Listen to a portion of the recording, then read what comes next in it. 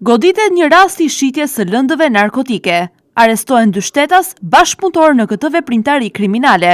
Sekuestrohen në cilësinë e provës materiale, lëndë dyshuar narkotike llojit kokain, e ndarë në doza, 4 aparate celular dhe 1 automjet. Në vijim të punës intensive për parandalimin dhe goditjen e veprimtarive kriminale, shërbimet e policisë kanë ushtruar kontrolle në disa zona të qytetit dhe në akset rrugore, si rezultati të cilave është goditur një rast i shitjes së lëndëve narkotike. Specialistët për hetimin e krimeve gjatë kontrollit të ushtruar në aksin rrugor Novosel Vlorë kanë ndaluar një automjet tip Volkswagen me drejtues shtetasin BK, 26 vjeç, dhe pasagjer shtetasin EQ, 33 vjeç, të 2 banues në Shiak Durrës. Gjatë kontrollit të automjetit janë gjetur dhe sekuestruar 16.90 gram lëndë dyshuar narkotike e llojit kokain, e ndarë në doza. Gjithashtu në cilësinë e provës materiale janë sekuestruar 4 aparate celular dhe automjeti. Në përfundim të veprimeve procedurale, 2 shtetasit u arestuan për veprën penale, prodhimi dhe shitja e narkotikëve, e kryer në bashkëpunim.